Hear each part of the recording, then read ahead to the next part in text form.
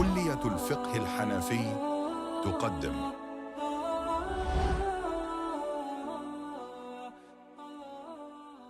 بسم الله الرحمن الرحيم الحمد لله والصلاة والسلام على رسول الله. So today, inshallah, we will try to get through quite a bit, because in this section, Ibn Abidin doesn't really mention too many usul, but there is a bit of a discussion he has because of certain quotes that he is quoting from the Bahr Ra'iq of Ibn Nujaym, who mentioned something, and Ibn Abidin, in essence, has a little contention with what he has said. So then he will break down his comments, his argument. But in doing so, obviously, he gives us a lot of benefits. In gives us a lot of gems that come out of some of the discussions that he has. So we will go through those things which are important, inshallah.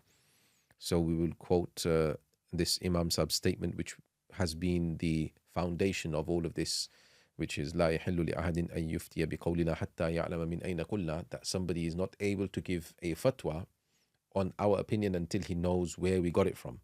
So this Ibn Abidin, eventually he presents two possible meanings of this, and he mentions quite in detail what these two possible meanings are. So we'll go through them briefly just to explore the two different possibilities, and then obviously the benefit that comes out of these possibilities we will discuss.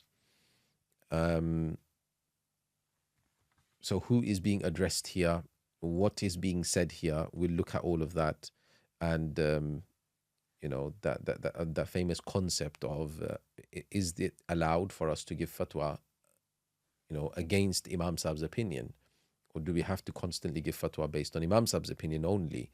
So this will be explored here very in a lot of depth, and he will then conclude this whole discussion with mention of Ibn al-Humam, for example, that is he from the Ahlul Tarjih, because obviously Ibn al-Jaym in the Bahr mentions him, and he'll also quote from certain scholars regarding other scholars that reached certain levels, and conclude this discussion, because we were talking about, or we're going to be talking about here, and all along up till now we've been talking about these scholars, the Ashabul, the Mujtahid fil Madhab, the Ashabul Takhrij, the Ashabul Tarjih. We were talking about them all along, so he's just discussing that up until here.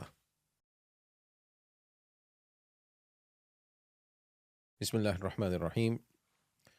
So now we were doing the quote that Ibn Abidin has started here from Ibn Nujaym, from his Bahr, where he mentioned the same question that Ibn Abidin posed earlier in one of the previous lessons that we done, where here Ibn Nujaym has mentioned that how is it possible for the Hanafi now, a follower of the Hanafi school, to give a ruling contrary to Imam Abu Hanifa's ruling. So he was coming to this one understanding he gave of this, that it was because of this statement that Imam Abu Hanifa made, that it's not permissible for anyone to give a ruling on our opinion, meaning on Imam Abu Hanifa's opinion, until he knows where Imam Saab got this opinion from. So hence those scholars who went against Imam Saab, they went against him because they were following what Imam Saab told them to do.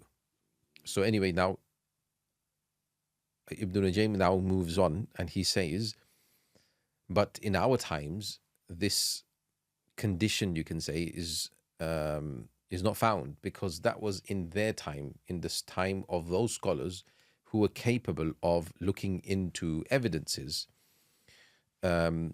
Nowadays, we just suffice upon hifd of the madhab. We just memorize and remember what the opinions are mentioned by the Ahlul Madhab, in essence, the scholars of the Madhab. So we aren't actually looking into evidences and then weighing up the opinions based on evidences, because we don't have the capability, even majority of the people, to look into evidences in this manner. Many people won't even know all the evidences, and then to comprehend all these evidences, that's a separate matter.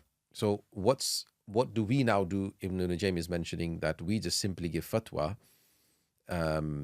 according to what the madhab states. So for us, we would have to go in accordance to Imam Sahib's opinion, because we're not the ones that Imam Sahib in essence was addressing here, that it won't be permissible for anyone to give fatwa on our opinion until he knows where we got it from. So we're not even giving a fatwa, we're just transmitting what the madhab is saying. We're just naqils as such, we're just transmitters. We're not actually giving a fatwa. So for us, when we're transmitting, what will we transmit? We will, in essence, transmit Imam Abu Hanifa's opinion. We can't transmit anybody else's opinion, because it's the Hanafi madhab. So the Hanafi madhab must be in accordance to the Imam Abu Hanifa's opinion. So that's what he's, in essence, going down the route of over here. So he says that everything is based on this understanding, that it'll be necessary for us now to give a quote unquote fatwa, because we're not actually issuing a fatwa, but to give a fatwa based on Imam Abu Hanifa's opinion. And even if he's saying that the mashayikh, the scholars, gave a preponderance or gave a fatwa contrary to Imam Sahib's opinion, because they did it because they were following Imam Sahib's instruction. So what was the instruction? That they looked into this ruling, and they didn't find Imam Sahib's, or they couldn't find Imam Sahib's evidence on, so they knew Imam Sahib's opinion, but they couldn't find Imam Sahib's evidence. So because they didn't know Imam Sahib's evidence, so therefore they they couldn't give fatwa on Imam Sahib's opinion. So then what did they do? They gave fatwa based on what evidences came to light for them, and then this opinion, for example, Imam Zufar's opinion, or Imam Muhammad's opinion, or Imam Abu Yusuf's opinion, is the one that made sense for them because of the evidence that was in front of them. So Imam Sahib's opinion, they couldn't give fatwa on it, because Imam Sahib's instruction was, you can't give fatwa on my opinion if you don't know the evidence. So you see what these scholars were doing. They were doing in accordance to the instruction of Imam Abu Hanifa rahmatullahi alayhi, and therefore it was correct for them to do what they were doing. So this is why he says the likes of Ibn al-Humam in places, he has refuted the scholars of preponderance and everything, the mashayikh of the school, who gave fatwa on, for example, Sahibain's opinion, and they, turned away from Imam Sahib's opinion. And he would, refute them, saying, no, the fatwa should be according to Imam Abu Hanifa's opinion here. The only time you're allowed to move away from Imam Sahib's opinion is when you claim that his opinion is backed by weak evidence. So his evidence is weak. But obviously, for a person to determine which evidence is weak, they're going to have to be a person of that caliber to look into evidences and determine a evidence to be weak or strong. So whoever is not capable of doing this, looking into evidences and then determining whether it's weak or not, then they will simply have to give the fatwa based on Imam Sahib's opinion. So here, Ibn al-Humam, he refuted what some of the scholars have done. So then Ibn Nujaym carries on explaining that what is meant, who does it mean? Because we keep talking about the people who are capable, who have this ability to be able to look into evidences and things. Who is eligible for this anyway? So he says that it has to be somebody who has knowledge, somebody who can distinguish between the different opinions, and who has the ability to give preference to one opinion over the other. And they cannot become somebody eligible to issue a fatwa if the majority of what they give fatwa on is correct. So if they're giving fatwa, they're giving fatwas, but a lot of it is incorrect, what they're giving fatwa on, then their opinion again will not be taken. So because he says that the correct can only be when dominance for the correct is there. We're not expecting the person to get everything right, because we're humans, we'll make mistakes, but we're expecting the person to get majority correct. So that's what he says here, because the Sharia is based upon, the Sharia rulings in essence are based on majority. Many rulings are based on what is majority. Then he quotes from the Manaqib of Qardi al-Makardi 827 death date, who then mentions from Abdullah ibn Mubarak, who was asked that when is it permissible for somebody to give fatwa and take on the task of becoming a qadi, the judge. So he says that when a person has insight in hadith and in qiyas, in analogy, so they've got good insight and they're obviously knowledgeable of the opinions of Imam Abu Hanifa and they've memorized them. So he says Imam Hanifa's opinion, you see. So he says this is obviously, he says this is when the madhab was not formulated, because obviously Abdullah Mubarak was talking a long time ago. So when the madhab was not formulated, the person needed to know all of this. But now that the madhab has been formulated, everything has been clearly mentioned, there's no need for all of this now. The only thing that person needs to know is the opinion of Imam Hanifa. When he knows the opinion of Imam Abu Hanifa rahmatullahi alayh, they have to do taqleed, they have to follow Imam Abu Hanifa's opinion. So you can see the author of Bahr Raik here, Ibn Jaym, he is quite adamant on saying that the fatwa should be on Imam Sahib's opinion, in essence, by the majority of us. Only a person who is capable of looking into evidences, then they have to look into evidences. If they don't find Imam Sahib's evidence, they won't be able to give fatwa on that Imam Sahib's opinion, and then they can, give a fatwa based on another opinion. They can do that. So that's the conclusion he comes to try to answer his question. Now, Ibn Abdin, he analyzes what Ibn Nujaym has mentioned here, and he has a little bit of a contention with what he has said. He says that, what Bahar mentioned here was a little bit incoherent, is not really well organized thoughts. And I'm sure that whilst you were studying it as well, it's a little bit all over the place. But I know that some of the usul are a little bit all over the place, but inshallah, at the end, we will, when we go through everything properly, at the end, then inshallah, everything will make sense. But, you have to understand that usul is always whether it's usul al-fiqh, whether it's usul al-hadith, even usul al-tafsir, usul al-iftah here, usul are always a little bit more mind-boggling. Sometimes you have to get your head around them. Some people may even find them a little dry in terms of the subject.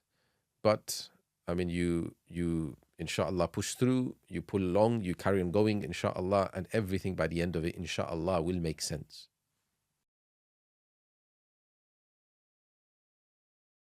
So we were doing Ibn Abidin's contention on what Ibn Nujaym has mentioned.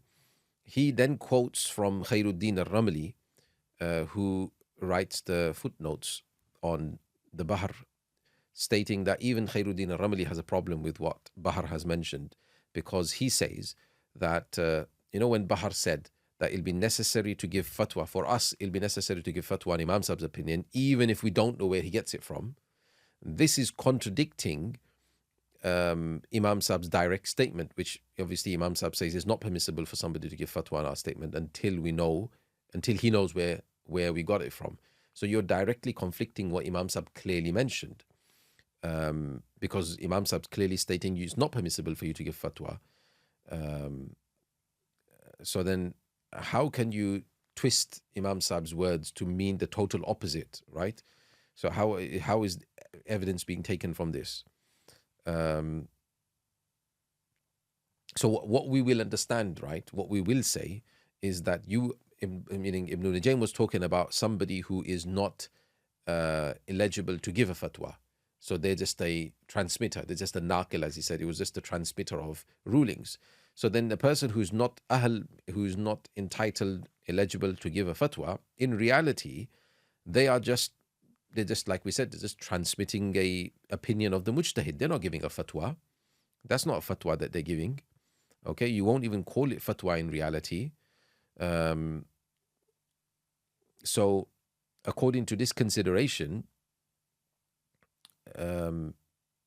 if we say that the person is not giving fatwa, then it would be valid for this person who's not supposedly giving fatwa to then transmit, to narrate another person's opinion, just like they are narrating Imam Sab's opinion, because they're not giving fatwa anyway. Because Imam Sab said it won't be permissible for you to give fatwa if you don't know where to get it from. But he's not giving fatwa. So therefore, you're not giving an opinion based on, you're not basically giving a fatwa. So you can transmit, you can, another person's opinion, another Imam's opinion. There's no reason why you can't.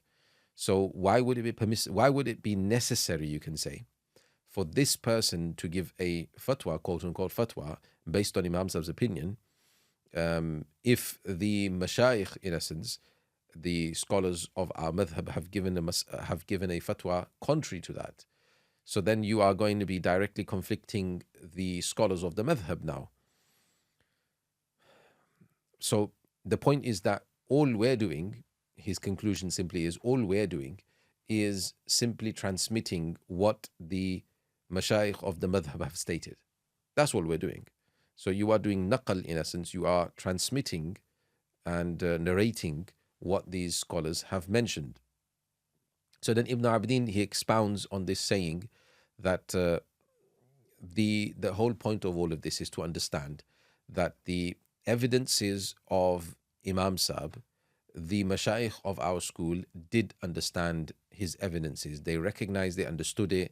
Ibn Nujaym claiming that these scholars didn't know where Imam Sab got his evidence from, and hence, because they didn't know what his evidence was, they couldn't give fatwa on Imam Sab's opinion. This is not true. This is not the reality, because these scholars, they mentioned lists and lists of Imam Sab's evidences. They mentioned books, you can say. They wrote books on just evidences of Imam Abu Hanifa rahmatullahi alayhi. To then claim that they didn't know the evidences of Imam Sab and that's why they gave fatwa on somebody else's opinion is not correct. So they wrote all the evidences of Imam Sab. They wrote evidences of, for example, Imam Yusuf rahmatullahi alayhi, and once they've done that, then they still said that in this ruling, the fatwa will be based on Imam Abu Yusuf's opinion, for example. So then they were in essence giving preference based on evidence, that the evidence on this side is stronger, or for whatever reasons, other reasons that we will pray. So then for Bahar to say what he is saying doesn't seem to be entirely correct. So even so the point over here simply is that they don't agree with what he's saying, that we have to give fatwa based on what Imam Sab's opinion is, and that's it, full stop. That's the only thing we can do. That's not necessarily the case. And then he quotes from Allama Qasim Qutlubuha as well, stating that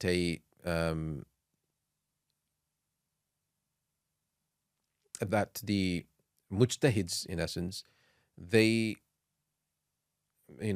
looked into the different opinion, the different opinions, right? The mujtahid, in essence, not the different opinions as such, but they would differ as such, yeah. So they weren't, meaning the mujtahid didn't become extinct, as you would say, didn't become no longer found in the world until they looked into those scenarios which were mukhtalaf, which were differed regarding, and they gave preference and preponderance to one over another. So for us now, our job would be to simply follow what they gave the ruling on. They gave a preponderance on, to do amal upon that, to follow that. Just like if they were alive today and they gave a fatwa to us, then we would follow what they did, what they gave us the ruling on. In the same way, just because they've passed away, it doesn't mean that we're allowed to then contradict them. So you can see here, these people are slightly siding towards this opinion now. Then he also quotes from Fatawa of Allama ibn Shilbi. This is Ahmad bin Yunus Shilbi, Shilbi meaning his death date is 947. He says that it's not permissible for a qadi nor a mufti to turn away from the opinion of Imam Sahib unless one of the mashayikh, one of this, the scholars of the madhab, they have given fatwa on the opinion of somebody else. Now, it won't necessarily be one person. Remember that. It's not going to be one person give fatwa. Sometimes it may be, but there can't then be something countering it. If majority are countering it, and then there's only one person giving fatwa on this opinion, majority are giving fatwa on Imam Sahib's opinion, then we'll still go with Imam Sahib, right?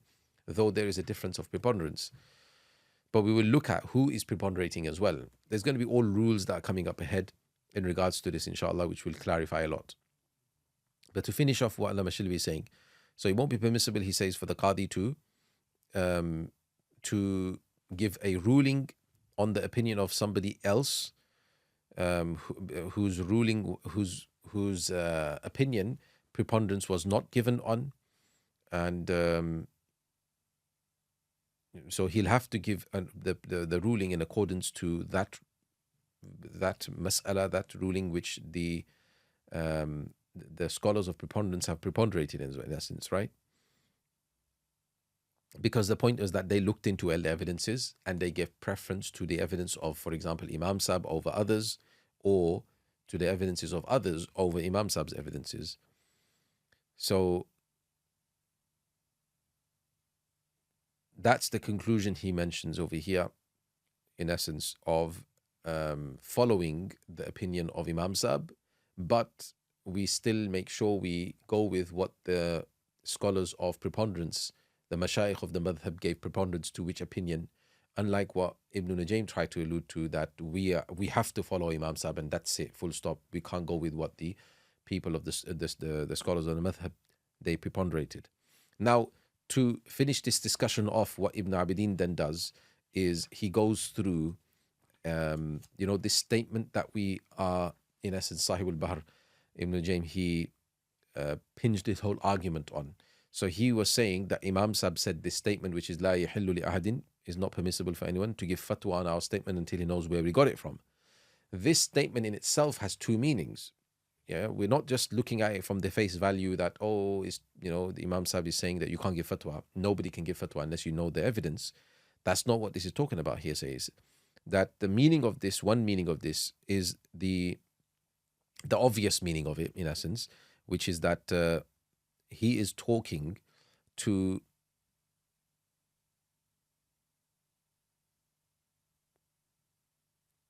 those people who are going to issue a fatwa, that it won't be permissible for you to issue a fatwa until you know where Imam Sahib's getting it from. Meaning, so for example, he gives an example here that Imam Sahib, for example, says that the witr is wajib. Then it won't be permissible for somebody to give a fatwa that witr is wajib unless he knows where Imam Sahib got that ruling from, that witr is wajib. But if you're just simply saying Imam Sahib says witr is wajib, that's fine, isn't it? Because Imam Sahib does say that. But if you are giving a ruling, just purely giving a ruling saying witr is wajib, meaning you're saying your own opinion, in essence, then isn't it that witr is wajib? In order to say that, you need to know the evidence. So this obviously would then be addressed to a mufti, person who giving fatwa, but a mujtahid mufti, not a muqallid mufti, not a mufti who is a follower, who doesn't have the skill set to be able to do ijtihad. Because in order to look at the evidence, because Imam Sahib is saying you have to know where the evidence is, you have to have a certain skill set. Obviously, Imam Sahib would not have been addressing somebody who is the layman, for example, right? Doesn't know how to look at the evidences. Definitely, this person was not being addressed. So who was being addressed? It's the experts of the school that are being addressed. So that's what's being mentioned here.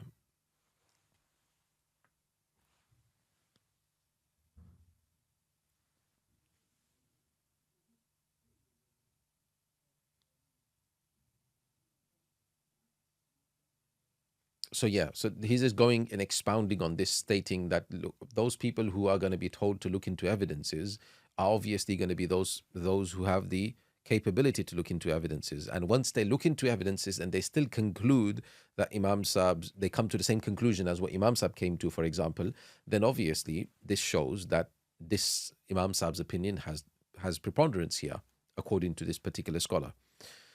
So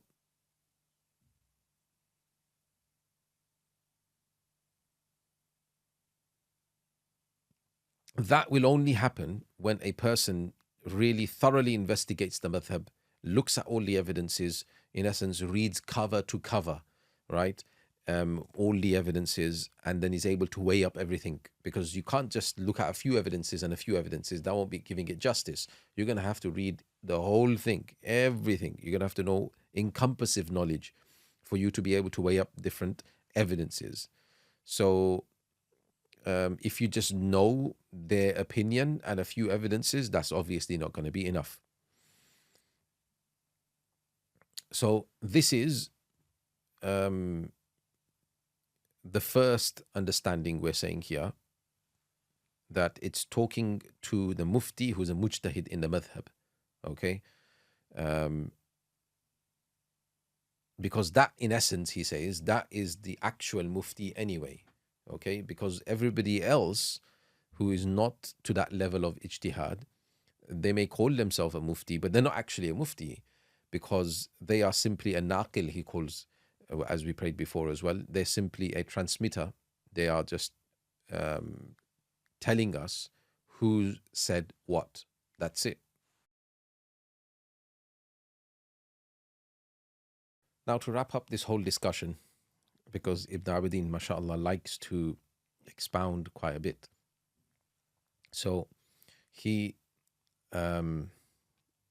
presented this one understanding of the statement of Imam Abu Hanifa rahmatullahi alayh. And then he mentioned something very useful here, that sometimes a person can be, because we talked about the mujtahid mufti, right? So a person can be a mujtahid in a specific area. So maybe he says in the ulumul fara'id, for example, the knowledge of inheritance, a person can be a mujtahid, but in the other areas they may not be, because they don't have enough knowledge or enough encompassive knowledge, evidences and everything, or regarding all the other faculties, all the other subjects, all the other chapters, you can say.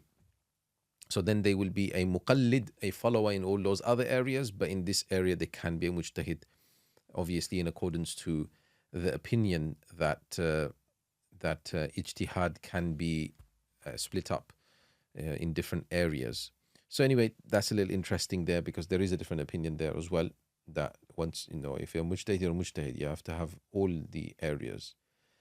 But yeah, that's a point that he mentioned there.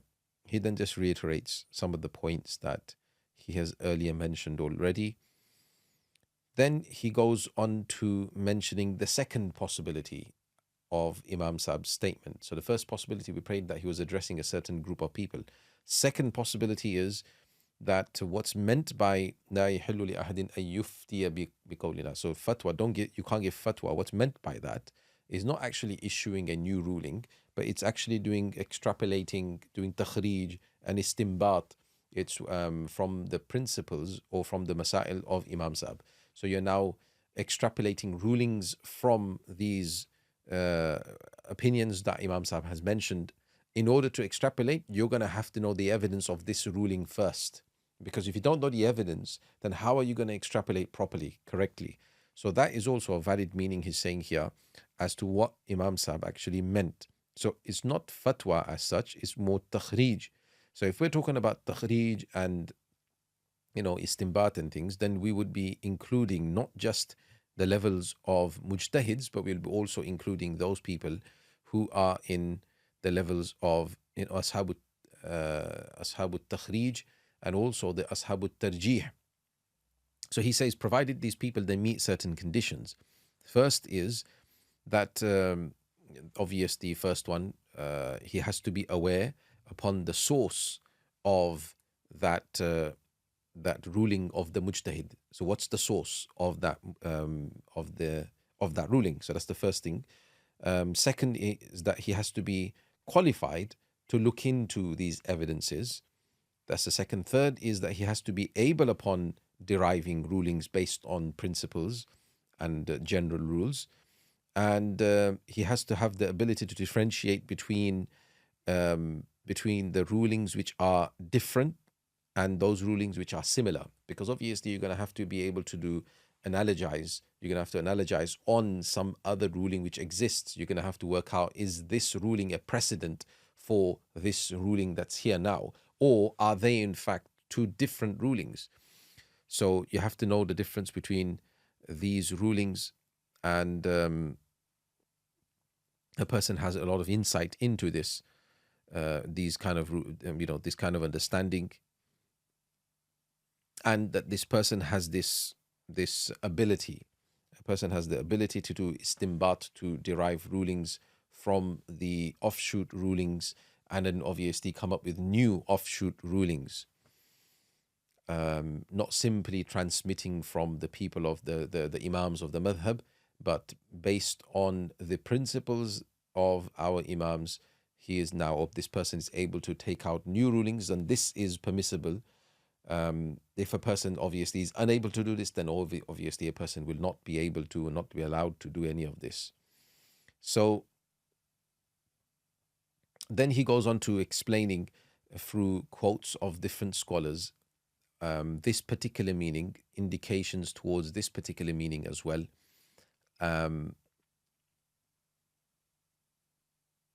That the likes of Imam Abu Yusuf, Imam Zufar, and others also mentioned a similar statement, that a person can't give fatwa based on our opinion until they know where we got it from.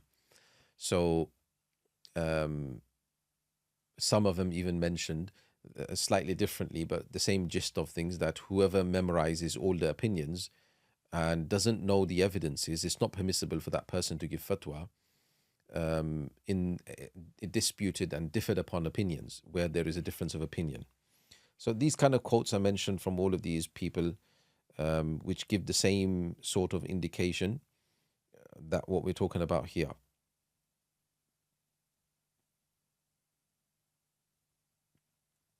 So then he mentions from certain scholars as well that this would not then be specific to the opinion of Imam Sahib. Obviously, there is going to have to be an allowance to give fatwa based on, or to give a preponderance, should we say, based on other opinions, because the whole point of preponderance is to see where we should preponderate. If you're saying that no, always we're giving fatwa based on Imam Sahib's opinion, there's no need for somebody to preponderate for you, right? Because you've already said it from before that we're always going to give fatwa based on Imam Sahib's opinion. All you need to know now is what is Imam Sahib's opinion. So in essence, he's saying that if we understand this statement of Imam Sahib to mean what we just said now, then that would include not only the mujtahid fil masail, but will also include, like we said, the ashabut takhrij and ashabut tarjih. So these people will be included in this address of Imam Sahib, because they're going to be now extrapolating, likewise giving preponderance. So in order to give preponderance, you need to know the evidences.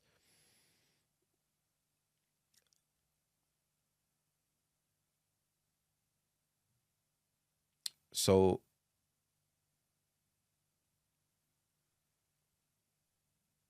he then concludes this saying that, okay, so we've understood that there are two possible meanings of what Imam Sahib mentioned, where لا يحل لأحد أن يفتي بقولنا حتى يعلم من أين قلنا. One was that it was the address to certain individuals, the mufti who is a mujtahid, and the second thing is, second possibility is that it was addressed to those people who are going to do istinbat, takhrij, and tarjih in essence. So this is who it's meant. So obviously, if the people of the scholars of tarjih have given preference to opinion which is contrary to Imam Sahib's opinion, then they never blindly and randomly gave preference and preponderance to an opinion which is contrary to Imam Sahib's. They obviously looked into the sources, the evidences, and the proof of all of this is their books. When you look at their books are littered with evidences of everybody And despite that, they then gave preference to a certain opinion, Imam Abu Yusuf or Imam Muhammad's or somebody else's opinion. So that obviously means that they did have the knowledge regarding all the evidences. Now, before Ibn Abidin moves on to the next part of the Nadhm, the poem, he goes on a slight, little tangent, you can say, a little bit, whereby because we started this whole contention that Ibn Abidin had was from the passage he quoted from Ibn Nujaym in the Bahr. So he then says that, okay, we see that Ibn Nujaym, he mentioned quite clearly that Ibn al-Humam, he is from the Ahlut Tarjih, meaning he is of this caliber, and we don't doubt that. But then the following his research or his preponderances in certain opinions will then be necessary. You're going to have to follow that. So that already goes against what Ibn Nujaym tried to say, which is that we have to always give fatwa on Imam Sahib's opinion, because you yourself are now saying that if Ibn al-Humam is from the Ashab al-Takhrij, or Tarjih actually, then you have to follow his Tarjih then. Otherwise, what's the use of him being there, right? Likewise, his student, meaning Ibn al-Humam's student, Allama Qasim Qutlubuha, mentioned the same thing about Ibn al-Humam, that there's definitely Ibn al-Humam is of a certain caliber. But where he goes against the madhab, Ibn al-Humam goes against the madhab, we will not follow him. So this is what we understand regarding all of these scholars.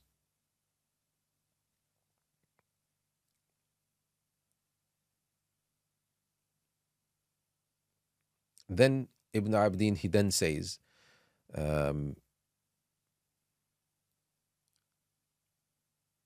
that he quotes from Muhaqqiq Shaykh al-Islam Ali al-Maqdisi, he's 1004, in his sharh of the poem of Kanz, the Nadhm of Kanz al-Daqa'iq, he says, under the chapter of the marriage of the slaves, he says that Ibn al-Humam reached a level of ijtihad.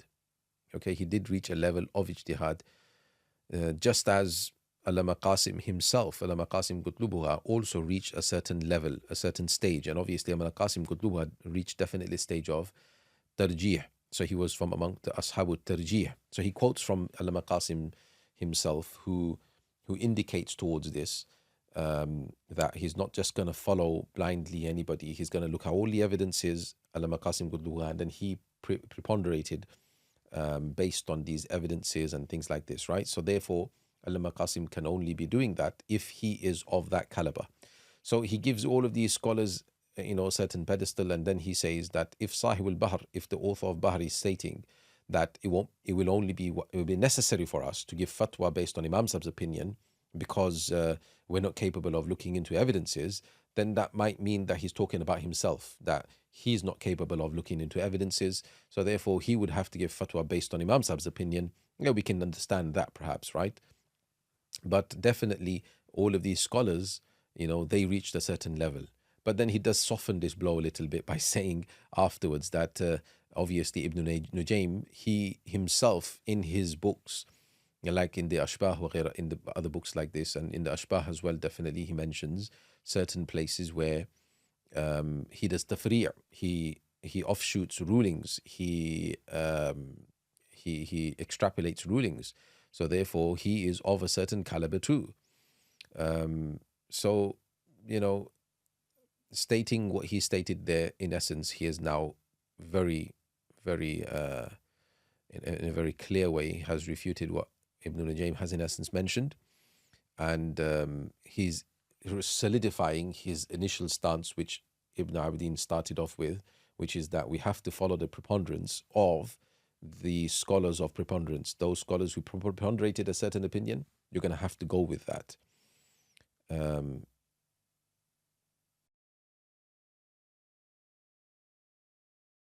Bismillah ar-Rahman ar-Rahim, alhamdulillah wa salatu wa salamu ala Rasulillah.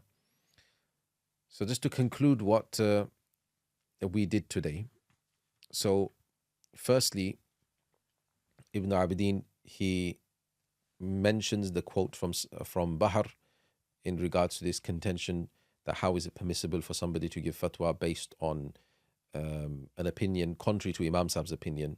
So Bahr had his take on it, that this would be because the person doesn't know where Imam Sab got his opinion from, so therefore he didn't give fatwa based on Imam Sab's opinion.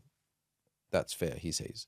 But obviously, we understood that when Ibn Abidin, he analyzes this, he says this is not actually correct, because we see that these people, these scholars, they listed the opinions of Imam Sab, and they evidenced the opinions of Imam Sab, and then they also listed, contrary to that, the opinion of, for example, Imam Abu Yusuf, and they evidenced it as well. And then they still give preference, after having understood the evidences of Imam Sab, they still give preference to, for example, Imam Abu Yusuf. So this clearly shows that this isn't the case. So he goes on to prove further that what does it mean when we are saying who the meaning of this statement of Imam Sab, la yahillu li ahadin an yuftiya biqawlina hatta ya'lam min ayna qulna, what is meant by it. So first thing he mentions is that over here Imam Sab is addressing the mujtahid mufti, the person who's got a level of ijtihad, in essence, the ability to be able to look into evidences. So because a person who is a mujtahid shouldn't be giving a ruling just doing taqlid, because they have the ability to do ijtihad, so they should be doing their own ijtihad. Now, if your ijtihad leads you to the same conclusion as Imam Sab Imam Sab's ijtihad led him to, then so be it. Now you can give fatwa. So that's the kind of concept that the first one Ibn Abidin discusses. And the second possibility, he says, is that by this statement, Imam Sab is saying that you can't extrapolate rulings, not in essence give fatwa, but you can't take out more rulings, offshoot rulings from the principles or from the rulings that we've mentioned, unless you know the evidences of where we got this from. So then you can understand the context of the mas'ala by knowing the evidences properly. So then you're able to extrapolate properly. Otherwise, you may end up extrapolating rulings upon rulings upon rulings, and then you're going against the original source that's mentioned. It's not really abiding by the spirit of it, for example.